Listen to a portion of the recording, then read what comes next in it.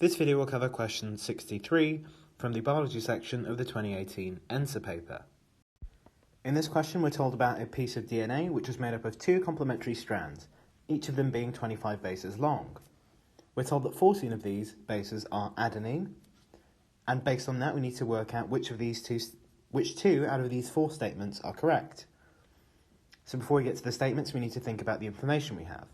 We've got 14% of our bases, and we've got two strands, 25 bases long, that's 50 bases in total, and we need to work out the numbers of each different type of base. The reason we need to do that is looking through our options here, we need to work out the various numbers of adenine and cytosine, adenine and guanine, etc.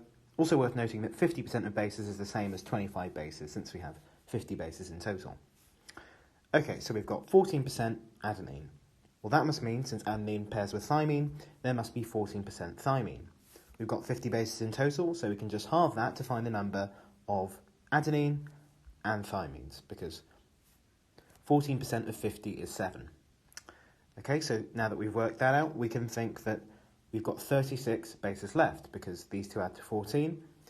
Those 36 bases must all be guanine and cytosine, and they must be equally divided between the two. So we've got 7 adenines, 7 thymines, 18 of both guanine and cytosine.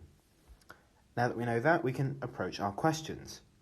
We know that these two statements, which are just raw statements of the number of bases, are both wrong, because we have 7 for thymine and 18 for guanine. Now that means the other two statements must be true, but let's just double check. Adenine and cytosine together, is that 25? 7 and 18, yep, that's 25. And the same goes for the second statement. So those are both, because adenine and guanine are both 25 when added together. So we have our answer, which is that 1 and 2 are correct, and therefore our answer is going to be option A,